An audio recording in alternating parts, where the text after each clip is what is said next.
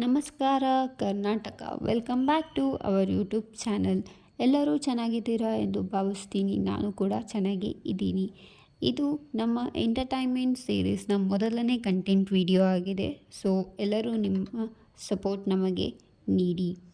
ನಿಮಗೀಗಾಗಲೇ ಗೊತ್ತಿರೋ ಹಾಗೆ ಕರ್ನಾಟಕದ ಅತಿ ದೊಡ್ಡ ಬಿಗ್ ರಿಯಾಲಿಟಿ ಶೋ ಆದ ಬಿಗ್ ಬಾಸ್ ಸ್ಟಾರ್ಟ್ ಆಗಿ 1 ತಿಂಗಳಾಗಿದೆ. ಇದರಲ್ಲಿ ಅಶ್ವಿನಿ ಗೌಡ ಅವರು ಕಂಟೆಸ್ಟೆಂಟ್ 18 ಆಗಿ ಮನೆ ಒಳಗೆ ಬರ್ತಾರೆ. ಇವರು ಮೂಲತಃ ಬೆಂಗಳೂರಿನವರೇ. ಆ್ಯಕ್ಟಿಂಗ್ ಮೂಲಕ ಇವರು ಪಾದಾರ್ಪಣೆ ಮಾಡಿರ್ತಾರೆ ಹಾಗೂ ಇವರು ಕರ್ನಾಟಕದ ರಕ್ಷಣಾ ವೇದಿಕೆಯಲ್ಲಿ ಕೂಡ ಕಾರ್ಯನಿರ್ವಹಿಸುತ್ತಿದ್ದಾರೆ. ಕರ್ನಾಟಕದ ಬಗ್ಗೆ ಅಪಾರವಾದ ಪ್ರೀತಿ ಇದೆ ಇವರಿಗೆ. ಬಿಗ್ ಬಾಸ್ ಮನೆಗೆ ಇವರು 18ನೇ ಕಂಟೆಸ್ಟೆಂಟ್ ಆಗಿ ಒಂಟಿಯಾಗಿ ಹೋಗಿರ್ತಾರೆ. ಅದು ಜನರ ಇಷ್ಟದಂತೆ ಒಂಟಿಯಾಗಿ ಇವರು ಮಾಡಬೇಕಾಗಿದ್ದ ಟಾಸ್ಕ್ ಕೊಟ್ಟಿರ್ತಾರೆ. ಅಂದರೆ ಒಂಟಿ ಜನ ಅಲ್ಲಿದ್ದವರಿಗೆ ಬಿಗ್ ಬಾಸ್ ಒಂದು ಟಾಸ್ಕ್ ಕೊಟ್ಟಿರ್ತಾರೆ. ಆ ಟಾಸ್ಕ್ ಏನಪ್ಪ ಅಂದರೆ, ಬಿಗ್ ಬಾಸ್ನಲ್ಲಿ ಲಾಸ್ಟಲ್ಲಿ 3 ಜನ ಉಳಿದಿರ್ತಾರೆ. ಒಂದು ಮಾಳು ಅವರು, ಚಂದನ ಅವರು ಹಾಗೂ ರಕ್ಷಿತಾ ಅವರು. ಇವ್ರು 3 ಜನದಲ್ಲಿ ಇಬ್ಬರಿಗಷ್ಟೇ ಅವಕಾಶ ಇದ್ದಿದ್ದು. ಇನ್ನು 3ನೇ ಅವರು ಬಿಗ್ ಬಾಸ್ ಮನೆಯಿಂದ ಎಲಿಮಿನೇಟ್ ಆಗ್ತಿದ್ರು.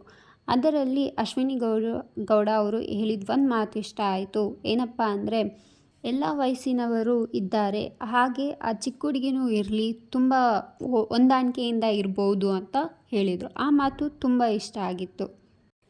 ನಂತರ ಇವರು ದಿನೇ ದಿನೇ ಒಂದೊಂದು ಥರ ಚೇಂಜ್ ಆಗ್ತಾ ಬರ್ತಾರೆ. ಚೇಂಜ್ ಅಂದರೆ ಎಲ್ಲರ ಜೊತೆನೂ ಜಗಳ ಆಡೋಕೆ ಹೋಗ್ತಾರೆ. ಸ್ಟಾರ್ಟಿಂಗ್ ಜಗಳ ಆಡಿದೆ ಗಿಲ್ಲಿ ಹಾಗೂ ಕಾವ್ಯ ಅವ್ರ ಜೊತೆ. ಸುಮ್ಮನೆ ಚಿಕ್ಕ ವಿಷಯಕ್ಕೂ ಕೋಪ ಮಾಡ್ಕೊತಾರೆ. ಫಸ್ಟ್ ಅದನ್ನು ಅವರು ಕೋಪನ ಕಮ್ಮಿ ಮಾಡ್ಕೊಬೇಕು. ಕಮ್ಮಿ ಮಾಡಿಕೊಂಡ್ರೆ ಇವರು ಬಿಗ್ ಬಾಸ್ ಲಾಸ್ಟ್ ಅಂದರೆ ಕೊನೆವರೆಗೂ ಉಳಿತಾರೆ. ಲಾಸ್ಟ್ ಸ್ಯಾಟರ್ಡೇ ಏನಾಯ್ತಂದರೆ, ಪರ್ಸ್ಪೆಕ್ಟಿವ್ಸ್ ಅಂದರೆ ಇವರು ತುಂಬ ತಪ್ಪಾಗಿ ತಿಳ್ಕೊಂಡಿದ್ರು ರಕ್ಷಿತಾ ಬಗ್ಗೆ. ಏನಪ್ಪ ಅಂದರೆ, ಕಲಾವಿದರಿಗೇ ಚಪ್ಪಲಿ ತೋರಿಸ್ತಾಳೆ ಅಂತ. ಅದು ಚಪ್ಪಲಿ ತೋರಿಸಿದ್ದಲ್ಲ.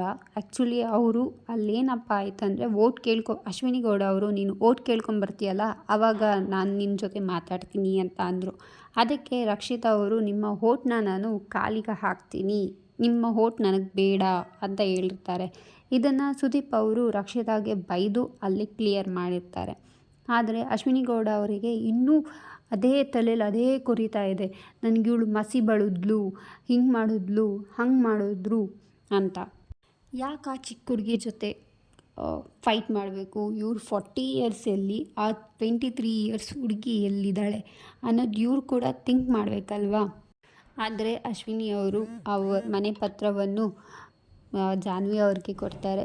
ರೀಸನ್ ಏನಪ್ಪ ಅಂದರೆ, ಜಾಹ್ನವಿ ಅವರ ಮಗನಿಗೆ ತಂದೆ ಪ್ರೀತಿ ಸಿಕ್ಕಿಲ್ಲ. ಅಂದರೆ ಅಶ್ವಿನಿ ಅವರ ಮಗನಿಗೆ ತಂದೆ ಪ್ರೀತಿ ಸಿಕ್ಕಿದೆ. ಸೊ ಅದಕ್ಕೆ ನನಗೆ ಮನೆ ಪತ್ರ ಬೇಡ ಅಂತ ಹೇಳಿ ತಿರಸ್ಕರಿಸಿರ್ತಾರೆ. ಆದರೂ ಈ ಒಂದು ಪಾಯಿಂಟಿಗೆ ನಾವು ಅವ್ರಿಗೆ ಅಪ್ರಿಷಿಯೇಟ್ ಮಾಡಲೇಬೇಕು. ಆದರೆ ಬೇರೆ ಪಾಯಿಂಟಲ್ಲೆಲ್ಲ ಇವರು ಸುಮ್ಮನೆ ಇವರೇ ಜಗಳ ಆಡ್ಕೊಂಡು ಹೋಗ್ತಾರೆ. ಜಗಳ ಆಡ್ಕೊಂಡು ಹೋಗ್ದೇ ಇವರು ಇರ್ಬೋದು. ತುಂಬ ಟಾಸ್ಕೆಲ್ಲ ತುಂಬ ಚೆನ್ನಾಗೇ ಆಡ್ತಾರೆ. ಅಂದರೆ ಇವ್ರು ಕೊಟ್ಟಿರೋ ಟಾಸ್ಕ್ ಆಗಲಿ, ಉಸ್ತುವಾರಿ ಆಗಲಿ, ಬಿಗ್ ಬಾಸ್ನಲ್ಲಿ ಹೆಂಗಿರ್ಬೇಕು ಅನ್ನೋದು ಇವ್ರಿಗೆ ಗೊತ್ತಿದೆ. ಅಂದರೆ ಒಬ್ಬೊಬ್ಬರ ಬಗ್ಗೆನೇ ಬೇರೆ ಬೇರೆ ಥರ ಮಾತಾಡೋದು ತಪ್ಪು, ಹೇಗಿರಬೇಕು ಅಂತ.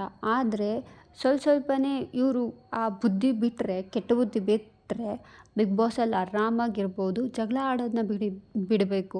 ಇವ್ರು ಜಗಳ ಆಡ್ತಾರೆ, ಅವ್ರು ಜಗಳ ಆಡ್ತಾರೆ ಅನ್ನೋಕ್ಕೆ ಹೋಗಲೇಬಾರ್ದು. ಈ ವಿಡಿಯೋ ನಿಮಗೆ ಇಷ್ಟವಾದಲ್ಲಿ ಲೈಕ್, ಶೇರ್ ಹಾಗೂ ಸಬ್ಸ್ಕ್ರೈಬ್ ಮಾಡಿ. ಏನಾದರೂ ತಪ್ಪಾಗಿ ಮಾತಾಡಿದರೆ ಕ್ಷಮಿಸಿ. ಧನ್ಯವಾದಗಳು. Thanks for watching.